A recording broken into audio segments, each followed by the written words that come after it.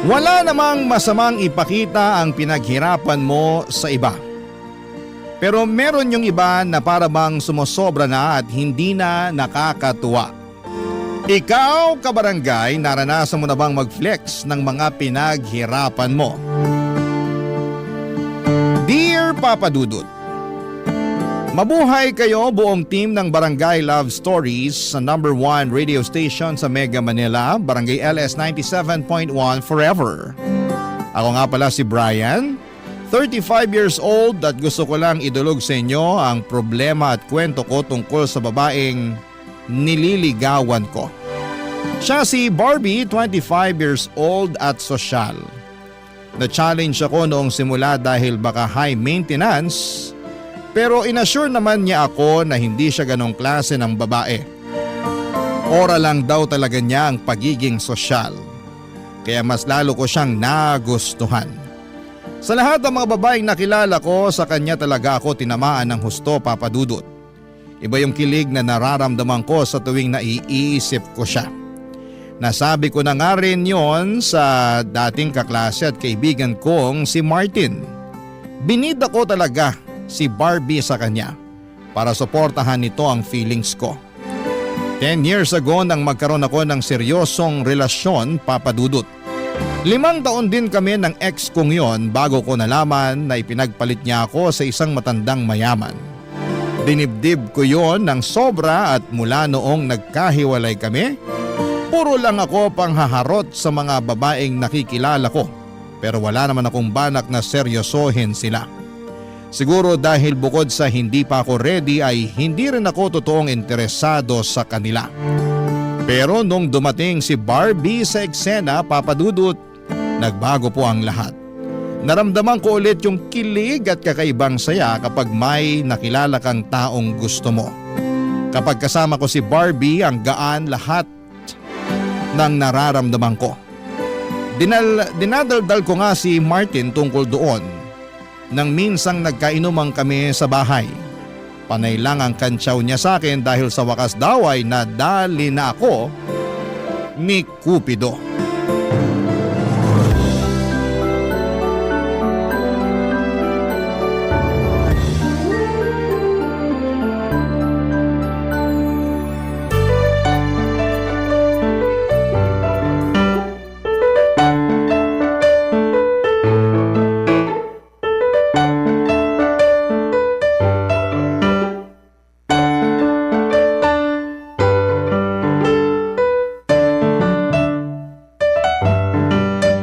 Himala talaga na bigla kang nagpainom ah. Huwag mo nang punahin. Baka mausog at hindi na ito maulit. Iba talaga kapag in love. Handang gumastos, makapagyabang lang sa kaibigan. Hayaan mo na ako. Ngayon na nga lang tumibok tong puso ko eh. Ang corny mo, pre. Bakit ganyan ka na? Nabetsin ka ata ng sisig eh. Awat ka na sa pulutan ha. Sobra ka ha. Inaya nga kita mag-inuman para masuporta mo tong nararamdaman ko tapos panaybasag ka naman dyan. O sige na, magkwento ka na dali. Basta o-order pa ako ng sisig ha. Akong bahala sa lahat ng gastos ngayon. Basta makinig ka lang kasi ang saya ko talaga. Parang nahanap ko na si Dawan eh. Nakaw, delikado tayo ah. Ganyan na ganyan din linyahan ko kay Marie Chris dati. Pero nasan kami ngayon? Ayun, binlock na namin sa Facebook ang isa't isa.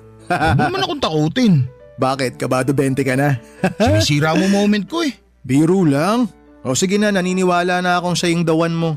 Ano nga ulit pangalan niya? Barbie. Wow! Pangalan pa lang parang ang ganda na. Parang Barbie Fortesa ba ang datingan? Sa kinis at kasimplihan. Oo pre. Tapos yung kaseksihan parang si Julian San Jose. Pangkalendaryo. Jackpot ka na dyan pre. Huwag mo nang pakawalan. Hindi ko na talaga papakawalan. Alam mo nang matagal din akong broken sa ex ko eh. Kaya nga natutuwa ako na may nakilala ka na ulit eh. Pero sigurado ako, hindi ka na naman magpapakita sa akin kasi puro kay Barbie na yung oras mo. Hindi ako ganun ha. Anong hindi? Nung kayo nung ex mo nun, ni Anino mo, hirap hagilapin eh. Tapos nung nag-break kayo, lagi mo akong kinukulit. Tsaka ka lang nakakaalala kapag single at miserable ka eh. Huwag ka mag-alala. Kahit maging kami ni Barbie, hindi na tayo magagaya tulad ng dati. Magkakaroon pa rin ako ng time sa'yo. Kinilabutan ako pre. Parang bromance ah. Parang kabit mo ako, parang yun yung tunog. Ano ba yan? Panira ka talaga kahit kailan. Pero hindi ka pa pala sinasagot ng Barbie mo? Okay lang naman sa akin. Hindi naman ako nagmamadali. Ayos lang sa akin to para mas makilala pa namin ang isa't isa. Mabuti yan, pero dapat wag rin masyadong mabagal, ha? Kasi baka mamaya masalisihan ka pa. Tapos yung mga kasabayan mo, itsurang Raver Cruz, tas may pa-abs na mala David Licauco. Yari tayo. Teka, paano mo nalaman na may abs si David Licauco? Siyempre, nakafollow ako sa kanya sa Facebook. Top fan nga niya ako kasi pinupusuan ko lahat ng pictures niya. Hindi ko pinalalampas. Abado ako sa'yo ha. Kala ko babae nga hanap mo. Si David Licauco pala. Gumaganti ka sa pangaasar ha. Kaya tinan mo, makakabawi ako sa'yo, umanda ka. Pero pre, seryoso na to. Masaya ako para sa'yo. At sana si Barbie na nga talaga. Kasawa ka kasing makita na palipat-lipat ng babae. Talo mo pa mga bubuyog. Alam mo di magtatagal, magwewelga na sila. Talo mo pa sila sa pag-ikot sa mga bulaklak eh. Hindi na ako lilibot sa ibang bulaklak. Si Barbie, sapat na. Basta tandaan mo rin pre, kapag broken ka kay Barbie, pwede mo akong ayahin uminom. Basta libre mo lahat, lalo na yung sisig. Loko, hindi ako mabobroken kay Barbie. Itaga mo yan sa abs ni David Licauco. Nagkantsawan pa kaming muli ni Martin at saka pinagpatuloy ang masayang inuman. Kung saan-saan na napadpad ang usapan namin. Pero hindi matanggal sa isipan ko si Barbie, Papa Dudut.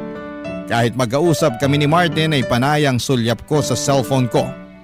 Magka-chat kasi kami ni Barbie at hinayaan naman ako ni Martin kahit alam niyang wala sa inuman ng focus namin. Panay na lang din ang kantsaw niya sa akin dahil hindi ko na raw matanggal ang ngiti ko habang kausap si Barbie. Paano ko ba naman kasi gagawin yon ay punong-puno ng kilig ang dibdib ko. Iba talaga si Barbie. Kahit sa ex ko noon ay hindi ko yon naramdaman. Feeling ko talaga si Barbie na ang the one. Nakadagdag din kasi na masipag siyang mag-reply sa panghaharot ko sa kanya. Kaya mas ginanahan ako, Papa Dudut. Nakilala ko si Barbie sa isang kasal ng katrabaho ko. Mabuti na nga lang at pumunta ako. Hindi sana ako pupunta dahil masyado akong bitter. Ayokong makakita ng mga taong masasaya dahil in love sila. Pinilit ako ng katrabaho ko na umattend dahil may ipapakilala raw siya. Noong una pumayag ako kasi naisip ko na isang panibagong babae ang haharutin pero hindi bibigyan ng commitment. Pero nagkamali ako, Papa Dudut, dahil nung pinakilala na si Barbie sa akin. Hindi lang harot ang gusto kong mangyari sa amin. Gusto kong magseryosohan na kaming dalawa. Buong gabi kaming dalawa lang ang magkausap. Napansin na ngayon ang lahat kaya kinansyawan kaming dalawa. Wala kaming pakialam noon, Papa Dudut. Masyado kaming masaya para intindihin ang pang-aasar ng ibang tao.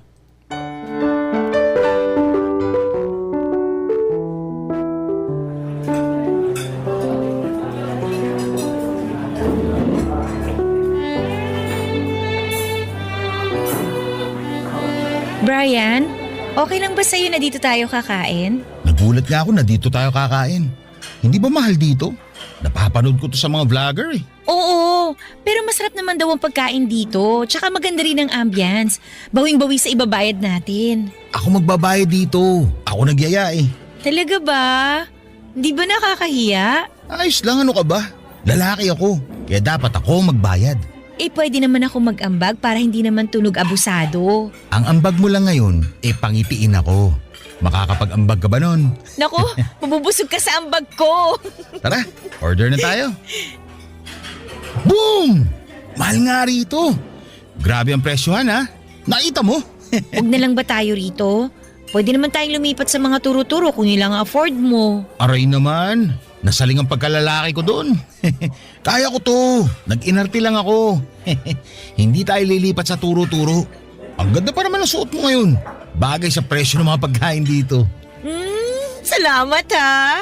Pinaghandaan ko talaga tong date natin kaya nagmaganda ako. Kala ko nga nasobrahan ako eh. Wala nang masosobra pa kaysa sa presyo ng kanin nila rito. Grabe! Talagang 120 ang isang order ng plain rice na mayroong celery sa ibabaw? Parang masama talaga ang loob mo na kakain tayo rito, no? Huwag na lang kaya nating ituloy to. Ako na tong nahihiya eh. Uy, ikaw naman. Nagbibiro lang ako. Hindi tayo aalis. Kaya ko magbayad dito. Umorder ka lang dyan. Akong bahala. Okay lang ba kung umorder ako ng steak? Magkano bang steak nila dito? 2.5 lang naman yung pinakamura. 2.5? Pinakamura pa yun. Bill ko na yung sa kuryente na isang buwan na. Okay, ganito na lang.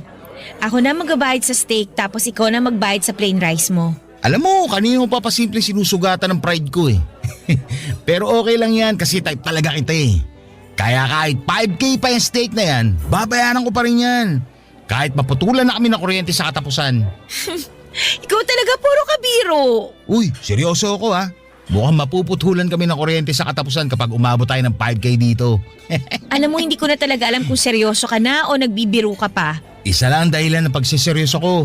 Ano yun? Ikaw. Kaya huwag mong bibiruin tong feelings ko para sa'yo ha. Kasi pag nasaktan ako, seryoso to. Ayoko na ulit magmahal. Bakit ang corny mo? Corny naman talaga ang tao kapag nagmamahal, di ba? Che! Ano, order na tayo? Uy, okay lang talaga ha. Kahit umabot tayo ng 5,000. Oo naman. Kung talagang love language mo ang steak, sige, ibibili kita kahit 10,000 pa yan.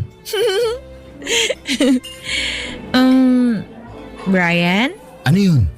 Mamaya pag dumating yung mga order natin, picturean mo ako kasama yun ha.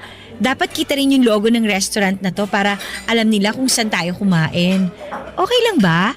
Huwag mo na itatapon yung resibo ha, kasi sasama ko yan sa Imamay Day ko. Huwag mong lukutin para naman hindi nakakahiya sa makaka-view. Tara, order na tayo.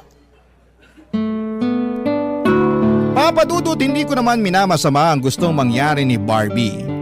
Ano lang ba naman yung picturean ko siya kasama ang mga malaginto na presyong steak na gusto niyang orderin. Kahit isama pa niya ang resibo ng kabilang table ay wala ring problema sa akin. Ganoon naman kasi ang uso lalo na para sa mga Gen Z. Kailangang i-flex ang good moments. Natuwa lang din ako na siguro i-consider ni Barbie na good moment yung date namin. Noong dumating na nga yung mga order namin ay panay ang picture ko sa kanya. Lahat ng anggulo na gusto niya. Nahirapan pa akong isama pati yung logo ng restaurant kasi nga medyo malayo yon sa amin. Pero nagawan pa rin namin yon ng paraan. Kumukulo na ang sikmura ko pero hindi pa kami tapos magpicturan. Medyo lumamig na yung mga in-order naming steak at hindi na tuloy nakakatuwang kainin. Pero ayos lang kasi nakita ko naman ang saya ni Barbie. Priceless moment na yon sa akin. Panay ang check niya sa mga pictures na kuha ko sa kanya, Papa Dudut. Halos hindi na nga rin niya ako kausapin dahil nakatutok na siya sa cellphone niya. Pinost na pala niya kaagad pagkatapos niyang lagyan ng mga tamang filter ang pictures. Hinayaan ko pa rin siya kahit gusto ko na sanang makipagkwentuhan sa kanya. Ang dami ko pa namang baong kwento sa kanya tungkol sa sarili ko. Pero mukhang mas interesado siya sa mga pangpupuso ng mga friend niya sa Facebook. Nakafeel ako ng lungkot ng gabing yon. Dahil hindi man lang kami masyadong nakapag-bonding, Papa Dudut. Tapos mahigit 5,000 piso pa ang ginastos ko. Sa madaling sabi, parang luging investment yon sa akin. Pero ayos lang kasi nakita ko namang masaya si Barbie. Barangay Love Stories. Barangay Love Stories. May kaya naman ako sa buhay, mga kabarangay. Hindi ko lang kasi yon pinagsasabi sa iba dahil pakiramdam ko ay hindi naman kailangan. Galing ako sa mayamang angkan sa Batangas. Naambunan na rin ako syempre ng yaman pero gumawa pa rin ako ng sarili kong daan para mapatunayan ang sarili ko. Hindi ko inasa sa pamilya ko ang ikakaunlad ko, Papa Dudut. Proud ako sa sarili kong pagod at tiyaga ko ang nagtulak sa akin sa maayos na buhay. Madalas akong mailang kapag binabati ng mga kakilala ko ang yaman ng pamilya ko. Ayokong umakto na parang may ambag ako roon. Oo, at swerte akong napunta ako sa pamilyang hindi problemado sa pera. Pero mas gusto kong sa sarili kong gawa ko nagkaroon ng ipangbabayad ko sa lahat ng mga kailangan ko sa pang-araw-araw. Magkaiba naman kami ni Barbie. Hindi siya lumaki sa mayamang pamilya pero nagsumikap din naman siya tulad ko. Hindi nga lang din talaga ganun kalaki ang kanyang sahod. Napansin ko na mahilig siyang bumili ng mga magagarang gamit at kumain sa mga mamahaling restaurant. Doon talaga kami nagkaiba. Mas trip ko kasi yung mga simple lang na gamit at nakakabusog na kainan kahit na hindi ito kamahalan. Pansin ko kasi na puro branded ang gamit ni Barbie. Nung una inakala kong mayaman talaga siya pero nalaman ko na galing siya sa hirap at kahit papaano ay nakakaraos naman. Pinaliwanag niya sa akin, Papa Dudut, na mahilig lang talaga siya sa mga mamahaling gamit dahil nawawala raw ang stress niya sa buhay kapag nakakabili ng mga yon. Ang importante naman daw ay wala siyang natatapakang tao sa mga hiling niya at hindi pa naman daw siya nababaon sa utang. Hindi man ako komportable sa naging sagot niya pero tinanggap ko yon. Kaya lang ay parang na-turn off ako minsan nang mag-date kami sa isang luxury mall. May ginawa siya at hindi ko yon nagustuhan.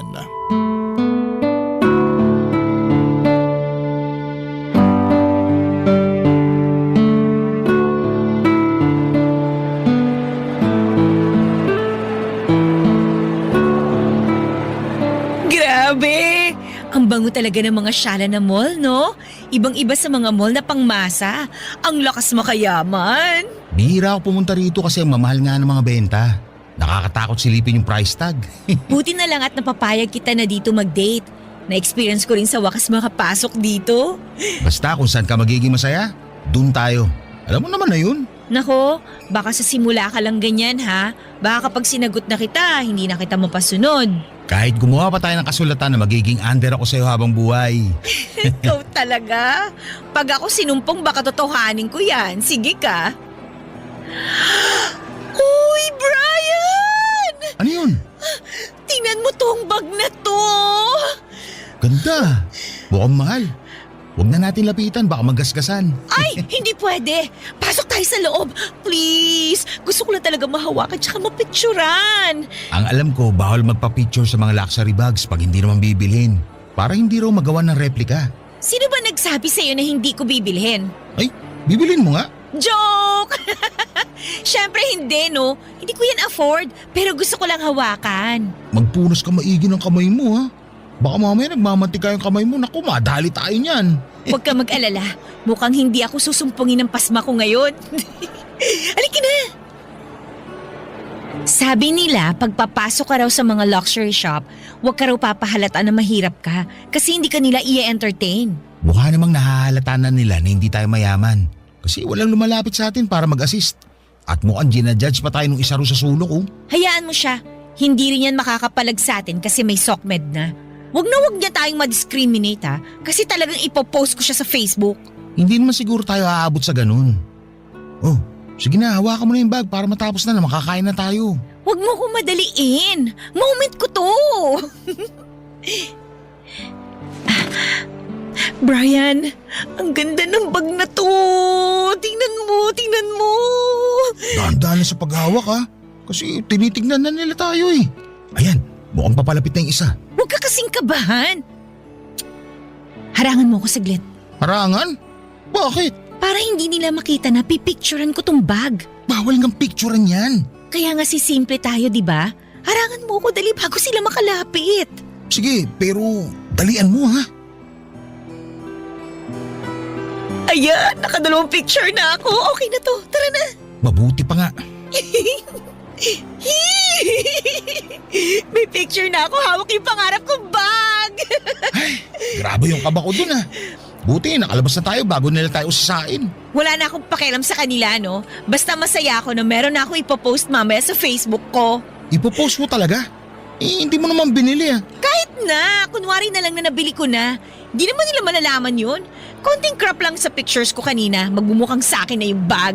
Pero paano kung may ibang makahalata o makaalam? Eh malalaman lang nila yon kapag sinabi mo. Kaya itiko mo lang yung bibig mo ha. Atin-atin lang to. Okay? Nagmadali na nga kaming lumayo sa pwesto namin yon para makahanap na kami ng pwedeng maupuan. Panay na kasi ang pangungulit ni Barbie na maupo na kami para ma-edit at ma-post na niya ang pictures na kuha niya kasama ang pangarap niyang bag. Napunta kami sa isang Chinese restaurant. Mas ipopost kesa umorder. Ako na tuloy ang nahiya sa waiter na pabalik-balik para ma-check kung may orders na kami. Ang tagal din bago niya na-edit ang mga pictures. Kasi raw yung mga naunang inuna nito na ayusin ang edit niya. Nagmukhang hindi sa kanya yung bag. May gusto sana akong sabihin sa kanya pero alam kong ikakasama niya ng loob yon. Nakahiyaan ko na ring magpakatotoo sa kanya kasi ayokong ma-offend siya sa akin. Lalo na't gusto ko na talaga siya, Papa Dudut. Iniisip ko na lamang na yun naman na siguro ang huling beses na gagawin niya ang mga bagay na yon. Pero hindi nangyari ang iniisip ko. Sa next date namin, gusto ulit niyang bumalik sa luxury mall na yon para magsukat naman ng mga mamahaling damit at magpapanggap na OOTD niya ang suot niya. Buti sana kung binili niya pero pinahirapan niya lang ang mga nag-a-assist sa kanya. Wala siyang binili maski isa. Sabi niya hindi pa raw niya afford bilhin yon kaya makukontento na siya na i-post na lamang yon at magkunwaring sa kanya talaga ang mga yon. Wala naman daw magtatanong basta wag lang daw akong sasagot kung sakaling may mga has na magtanong tungkol sa mga ipinopost niya. Ganon na siya kakomportable sa akin, Papa Dudut. Nakwento ko yon kay Martin nang minsan akong dumalaw sa kanila.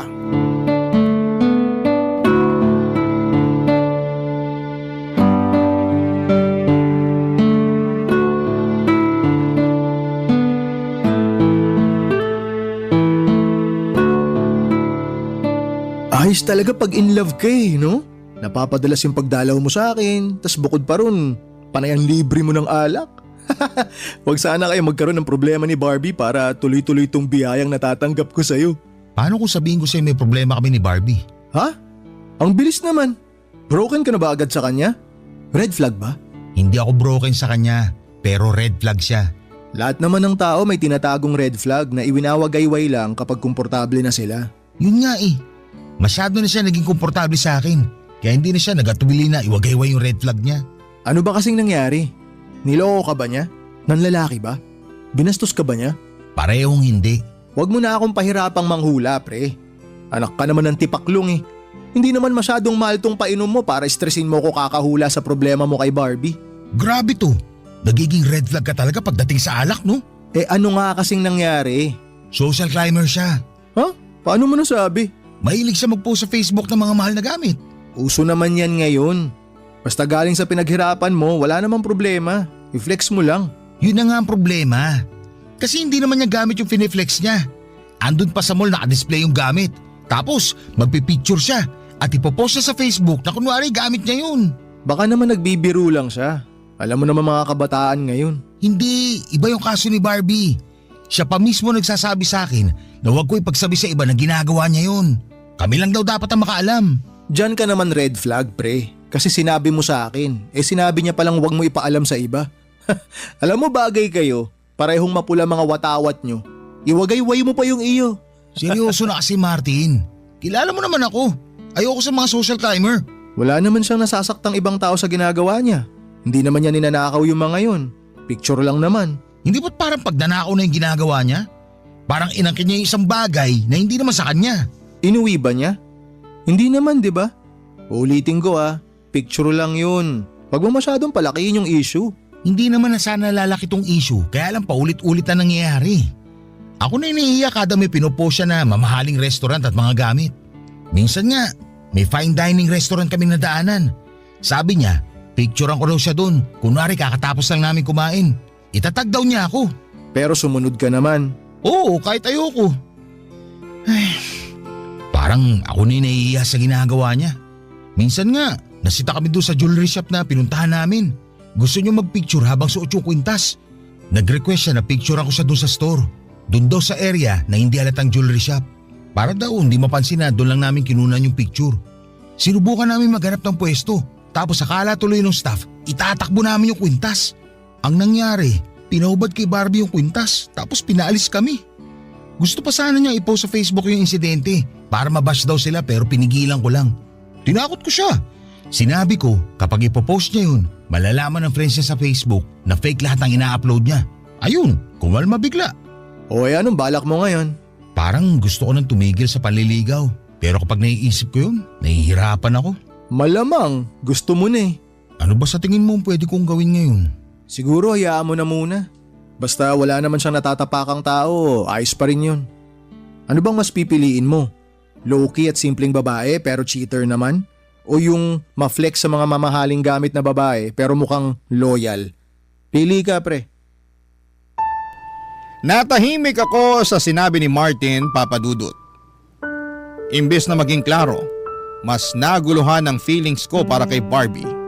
May point din naman kasi si Martin pero hindi niya maintindihan ang nararamdaman ko. Nag-change topic na lamang kami para hindi na ako ma-stress kakaisip sa kanya. Maayos naman kasi talaga si Barbie. Sa akin lang siya nagpapaligaw at alam kong loyal na siya sa akin. Ni minsan kahit may gwapong dumaan sa harapan namin ay hindi niya yon pinapansin dahil nakafocus siya sa akin. Ibang kilig na nararamdaman ko sa tuwing ginagawa niya yon. Malambing din siya at maunawain sa mga maliliit na kapalpakan ko. Hindi rin siya tinotoyo. Saka syempre, ang laking bonus na maganda siya at sexy. Ano pa bang mahihiling ko, hindi ba? Kaya lang nadali niya kasi ang pinakaayaw ko sa isang tao. Yung pagiging social climber. Marami akong inalis sa buhay ko ng mga taong ganito. Lalo na yung mga hindi na nga afford ang marangyang lifestyle pero pinipilit pa rin para lamang may maipagyabang sa ibang tao. Nakakalungkot lang makakita ng mga ganito, Papa Dudut, at mas lalo lang akong nalungkot dahil kabilang si Barbie sa kanila. Gustuhin ko mang iwasang makita ang pagiging social climber niya pero hindi ko magawa. Paano ba naman kasi? Kade-date namin sa kaka-date namin, mas lantaran niyang ipinakita ang pagiging social climber niya. In-overthink ko tuloy na baka gamitin niya ang pera ko para lamang magmukha siyang sosyal at angat sa iba. Parang hindi ko masisikmura yon, Papa Dudut. Parang hindi ko kakayanin. Barangay Love Stories. Barangay Love Stories. Kinaya ko pa ba ang pagiging social climber ni Barbie? Oo, sinubukan ko pa rin. Nagkunwari na lamang ako na okay lang at lagi ko na lang iniisip ang good sides niya kapag natu-turn off na ako sa mga ipinapakita niyang pagiging social climber. Minsan nga ay gusto niyang manood kami ng sine pero dapat daw doon sa mga reclining chair para magmukhang premium at maisip agad ang mga tao na hindi regular na sinihan ang pinasukan namin. Maaga rin kaming pumasok sa loob ng sinihan para lamang makapag-oras siya bago magsimula ang pelikula. Pinakita rin niya ang mamahaling kape na hindi rin naman niya ininom daw dahil acidic siya. For the picture lang daw, Papa Dudut. Isang beses din ay nagsukat siya ng mamahaling sapatos, nagpa-pedicure siya at foot spa para bumagay sa sapatos na isusukat niya. Mahalang sapatos na yon at alam niya sa sarili niyang hindi niya yon bibilhin. Pero kailangan pa rin niyang picturean para ma-post sa Facebook. Siyempre, inari na naman niya ang sapatos na yon kahit sinukat lang naman niya. Kasabwat pa nga ako dahil ako ang nagpicture sa paa niya habang suot niya yon. Ako rin ang nag-edit para magmukhang hindi floor ng mall o shop. Nakakahiya talaga yon pero ginawa ko pa rin kasi habang tumatagal, nahuhulog naman na ang puso ko sa ibang magaganda niyang kinikilos. Doon naman siya bumabawi. Pero pagkatapos niya makabawi, gagawa na naman siya ng mga bagay na agad kong hindi magugustuhan. Yun ang naging cycle naming dalawa, Papa Dudut.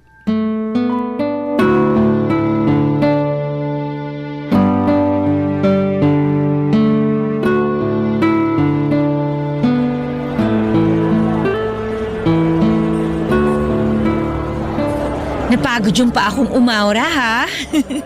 Ang tagal mo kasi bago nakuha yung tamang anggulo eh. Sorry. Hindi naman kasi ako magaling magpicture. Sayo ko lang naman to ginagawa. Eh dapat masanay ka na. Kasi kapag tayo na, ikaw na ang official photographer ko. Siguro, kaya mo naman ang gawin yung mag-isa. Hanga nga ako sa galing mo mag-picture eh. Huwag mo na ako idamay dyan. Hindi pwede no, kailangan pa rin kita. Para makarelate ka na rin sa mga boyfriend na taga-picture ng maaarte nilang girlfriend. Ay, hindi na ako makapaghintay na maging official na tayo. Bakit kasi hindi mo pa ako sagutin ngayon? Oy, may lakad ka ba? Ba't nagmamadali ka? Ikaw kaya nagsabi na hindi ka na makapaghintay na maging official tayo. Wait lang kasi. Sure naman na sasagutin kita balang araw eh. Pero ngayon, wait lang muna. Bakit? Tetestingin mo pa ba ako? Hindi naman. Kasi gusto kitang sagutin kapag nasa ibang bansa na tayo. Ha? Hindi ba cute yun sa'yo? Sa ibang bansa magiging tayo? So, kailangan muna natin pumunta sa ibang bansa para sagutin mo ako? Kasi pwede naman. Mahilig naman ako mag-travel. Hindi ako mahilig mag-travel eh. Tsaka sayang lang ang pera, mapapagod lang ako sa kakalakad. Mabilis din ako mahilo sa biyahe, hindi ko kaya. Nalalabuan ako sa gusto mong mangyari. Gusto mo, sa ibang bansa ako sagutin. Pero ayaw mo naman mag-travel para mangyari yun. Ayaw mo lang yata ako sagutin eh. Ay, teka, mali pala ako ng pagkakasabi doon. Ang gusto ko lang mangyari, yun bang magmukhang nasa ibang bansa kita sinagot? At pwede naman mangyari yun. Anytime, pwede ako mag-leave sa trabaho para lang matupad na yan. Hindi mo naman naintindihan eh. Ay nako, hindi mo na kailangan gawin yan. Hindi na tayo gagastos ng mahal. Meron akong mas practical na alam. Mas practical? Paano? May kakilala ka bang magaling mag-edit ng pictures? Nagagawa mo naman yun kahit sa simpleng app lang sa cellphone mo, di ba? Iiba pa rin yung professional para walang bahid ng pandaraya. Anong ibig mong sabihin? Pwede na kitang sagutin anytime. Basta may mahahanap kang mag-edit ng picture natin na kunwari nasa Korea tayo. Yung tipong nasa ilalim tayo ng cherry blossoms. Yung bang nakasuot tayo ng puffer jackets. Yung ramdam na ramdam ko tuloy yung lamig. Yung ganon. Eh bakit hindi na lang tayo pumunta ng Korea para totoo na? Ako nang bahala sa gastos para lang ma-experience mo rin yun. Eh sabi ko naman sa'yo, hindi ako mahilig mag-travel. Uunahin ko na lang ibili ng gamit kaysa ipang bakasyon ko, no? So yun talaga ang gusto mo? Magaling mag-edit? Kuha-kuha mo talagang idea ko. Ay, para may ma-post ka sa Facebook, tama ba? Oo, grabe. Iba na talaga ang connection nating dalawa. Gets na gets mo na yung gusto ko. Pero sa panahon ngayon, kahit gaano kagaling yung nag-edit, mahalata pa rin. Marami nang magagaling na mga mata ngayon. Mahirap na kapag nagkabukingan, nakakahiya. Hindi yan. Marami akong friends sa Facebook na alam agad kapag edited ang picture o hindi. E di i-hide natin sa kanila. Basta yun lang naman yung gusto ko eh. I-edit tayo sa iba't ibang lugar sa Korea. Gusto ko yung mga sikat na tourist spot doon ha. Tsaka kung pwedeng mag-edit na may kasama tayong sikat na artista sa Korea. Di ba? Kunwari kasama natin nagsasamgyupsal. Perfect yun, di ba? Perfect yun. Parang hindi ako sigurado kung gusto ko yan. Alam ko na bibigla ka pa lang ngayon. Pero mamaya pagka uwi mo, marirealize mo na maganda yung idea ko. At least, hindi ka nagagastos pang travel natin, di ba? Kailangan lang nating magpanggap. Hindi ako makapaniwala sa sinabi ni Barbie, Papa Dudut. Pero inintindi at inunawa ko pa rin. Siguro'y ganun lang talaga siya, baka may nangyari sa kanya noon kaya naging social climber siya. Sinubukan pa rin niya akong kumbinsihin tungkol sa ideya niya. Umuo na lamang ako para tumigil na siya. Pero ayoko talaga. Buong gabi na magkasama kami at wala siyang ibang bukang bibig kundi ang matuloy ang plano niya. Hindi pa rin ako nagsasalita tungkol doon. Nagtampo tuloy siya dahil nahalata niyang naiinis na ako. Nagpahatid na siya sa bahay at hindi niya ako tinext o chinat man lang. Nalungkot ako kaya minessage ko siya at sinabing payag na ako sa gusto niya. Naghanap talaga ako ng magaling mag-edit ng picture para magmukhang nasa Korea kami. Nagbayad ako ng malaki para lamang magawa yon. Natuwa si Barbie nang makita mga picture na inedit. Doon na niya ako sinagot. Pinost ni Barbie ang pictures namin at hindi ko yon inaccept sa timeline ko nang itag niya ako. Andun pa rin kasi ang hiya ko. Lalo na't nag-copy-paste din siya ng quote mula sa ibang magkarelasyon na vlogger. Iyang hiya talaga ako sa ginawa niyang yon. May mga taong nagko-comment at pabirong nagsasabi na baka edited daw. Pero nilabanan ni Barbie yon at sinabing totoo ang lahat.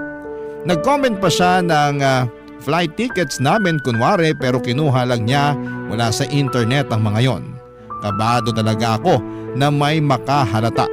Halos atakihin ako ng anxiety dahil sa mga ginagawa niya.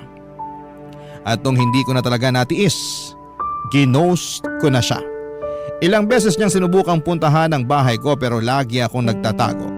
Hindi ko siya kayang harapin dahil baka hindi ko ma-filter ang dapat kong sabihin sa kanya, Papa Dudut.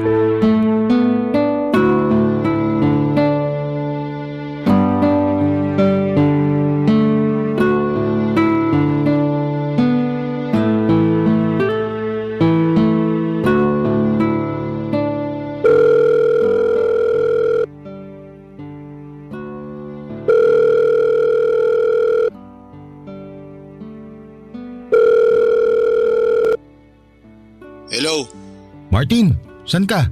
Siya tayo? alas 10 pa lang ng umaga pre. Okay na yan. Mag-almusal ka na tapos punta mo na ako dito sa bahay. Ako nang bahala sa lahat. Ano bang nangyayari sa'yo? Bakit ang aga-aga alak agad ang bungad mo? Teka, naghiwalay na ba kayo ni Barbie? Paano mo nalaman? Lahat ng taong broken nag-aayang uminom sa umaga. Bakit kayo naghiwalay? Kasasagot niya lang sa'yo, di ba? Walang formal breakup. Ginost ko na lang siya. Uy, mali naman yan. Kaya po nga pangit tingin sa atin ng mga kababaihan dahil sa mga ganyang gawain eh. Kasalanan naman kasi ni Barbie. Kahit pa kasalanan niya, pre. Dapat tapusin mo pa rin ng maayos para hindi na umasa yung tao. Papahirapan mo pa siya eh. Bigyan mo na agad ng closure. Napasaya ka rin naman niya kahit papano. Baka kasi kapag magkaharap kami, hindi ko makayanan. Baka bigla akong maging marupok. Alam mo naman na siya ang kahinaan ko ngayon. Bakit ba kasi nakipaghiwalay ka? Ang saya niyo pa naman tingnan dun sa mga picture niyo sa Korea. Ang laki ng ginastos mo ron tapos maghihiwalay rin pala kayo. Ay, yan na nga eh. Hindi naman talaga kami pumunta ng Korea. Edited lang yung mga picture. Gusto niya lang palabasin na galing kami dun. Si Barbie may pakana nun. Bumayag lang ako para mapasaya siya. Pero hindi talaga ako komportable kaya... Kaya mo siya ginost. Mali ba talaga ako? Naiintindihan naman kita, pre. Mga bata pa lang tayo. Lagi mo nang sinasabi na ayaw mo sa mga social climber. Kaya lang, mas maganda kung sasabihin mo na lang sa kanya yung dahilan para magkaroon din siya ng closure. Ang hirap na may nasasaktan tayong tao. Ay, tama ka. Sige, pass muna sa inuman ngayon. Tatawagan ko lang si Barbie. Basta tuloy pa rin yung inuman, pre. Ano man maging resulta ng pag-uusap niyo ni Barbie, ha? Pero parang awa mo naman, pre. Mamayang gabi na natin i-schedule. Huwag ganito, tirik na tirik yung araw, oh. O sige, ako nang bahala mamaya. Bye. Kahit ayoko pero sige, tawagan na kita para magkali naman na.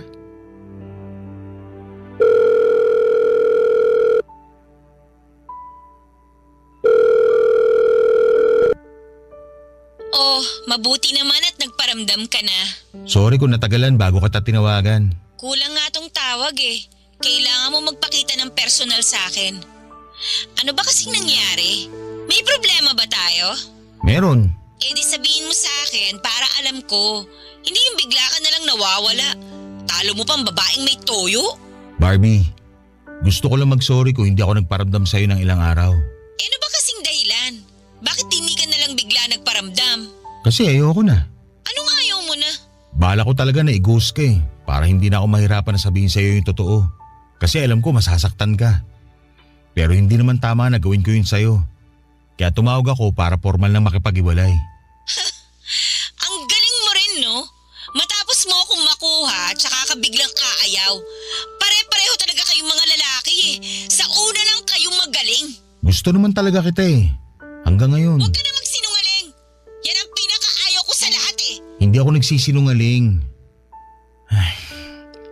Kaya gusto ko na rin aminin sa'yo yung totoo para hindi rin mabigat to sa dibdib ko.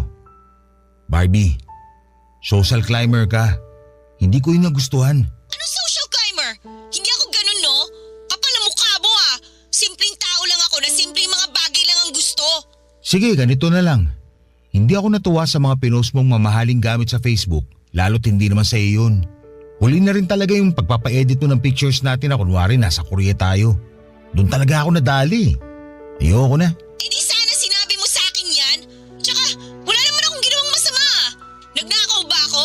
Nanira ba ako ng ibang tao? May mga tao bang napariwara dahil sa mga post ko?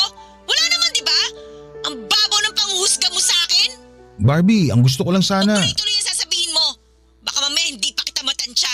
Tama lang na maghiwalay na tayo. Sinubukan kong tawagan muli si Barbie para ipaliwanag ang sarili ko.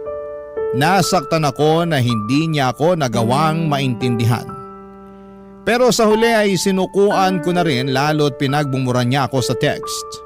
Blinak na rin niya ako sa lahat ng social media accounts niya. Maraming nag-message sa akin na mga screenshot ng mga parinig niya sa akin sa Facebook. Ako ang nagmukhang masama. Tinanggap ko naman yon at hindi ko na kailangang ipaliwanag ang side ko dahil ginawa ko lang ang sa tingin kong tama para sa sarili ko. Hindi naman enough na gusto mo lang ang isang tao. Dapat din ay makakabuti siya para sa mga pinaglalaban mong prinsipyo sa buhay. Sadly, hindi yon natumbasan ni Barbie. Nang hinayang talaga ako sa relasyon namin at aminado akong nami-miss ko pa rin siya kahit may 4 na buwan na kaming hiwalay. Pero wala naman akong balak na makipagrelasyon pa ulit sa kanya. Wala na akong naging balita pa sa kanya at nagbalik na akong muli sa dati kong nakasanayan. Date lang muna pero iwas muna sa commitment hanggat hindi pa nakikita kung siya na talaga.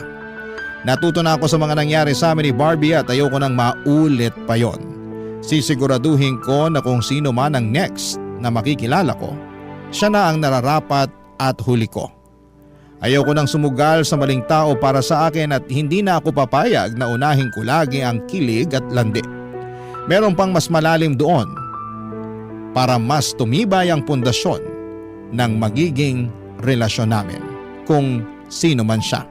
At habang wala pa siya ay maghihintay lamang ako.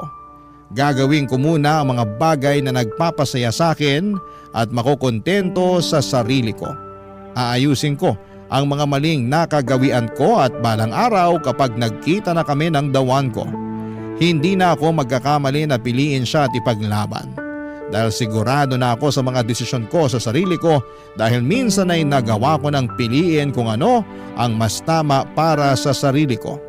Maraming salamat po sa pagbasa ng aking liham. Ako ang inyong kabarangay forever, Brian. Barangay Love Stories. Barangay Love Stories. Anong say mo sa Barangay Love Stories na ito? Pagkwentuhan natin sa comment section yan. Nagustuhan ng iyong napakinggan? Ituloy yan via live stream sa www.gmanetwork.com/radio.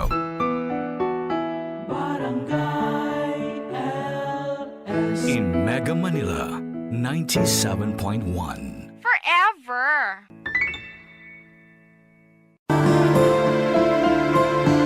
Wala namang masamang ipakita ang pinaghirapan mo sa iba. Pero meron yung iba na para bang sumosobra na at hindi na nakakatuwa. Ikaw, kabarangay, naranasan mo na bang mag-flex ng mga pinaghirapan mo? Dear Papa Dudut, mabuhay kayo buong team ng Barangay Love Stories sa number 1 radio station sa Mega Manila, Barangay LS 97.1 Forever. Ako nga pala si Brian, 35 years old at gusto ko lang idulog sa inyo ang problema at kwento ko tungkol sa babaeng nililigawan ko. Siya si Barbie, 25 years old at sosyal. Na-challenge ako noong simula dahil baka high maintenance. Pero inassure naman niya ako na hindi siya ganong klase ng babae. Ora lang daw talaga niya ang pagiging sosyal. Kaya mas lalo ko siyang nagustuhan. Sa lahat ng mga babaeng nakilala ko, sa kanya talaga ako tinamaan ng husto, Papa Dudut. Iba yung kilig na nararamdaman ko sa tuwing naiisip ko siya. Nasabi ko na nga rin yon sa dating kaklase at kaibigan kong si Martin. Binida ko talaga si Barbie sa kanya para suportahan nito ang feelings ko. 10 years ago nang magkaroon ako ng seryosong relasyon, Papa Dudut. 5 taon din kami ng ex kong yon bago ko nalaman na ipinagpalit niya ako sa isang matandang mayaman. Dinibdib ko yon ng sobra at mula noong nagkahiwalay kami, puro lang ako panghaharot sa mga babaeng nakikilala ko. Pero wala naman akong balak na seryosohin sila. Siguro dahil bukod sa hindi pa ako ready ay hindi rin ako totoong interesado sa kanila. Pero nung dumating si Barbie sa eksena, Papa Dudut, nagbago po ang lahat. Naramdaman ko ulit yung kilig at kakaibang saya kapag may nakilala kang taong gusto mo. Kapag kasama ko si Barbie, ang gaan lahat ng nararamdaman ko. Dinadaldal ko nga si Martin tungkol doon nang minsang nagkainuman kami sa bahay. Panay lang ang kantsaw niya sa akin dahil sa wakas daw ay nadali na ako ni Cupido.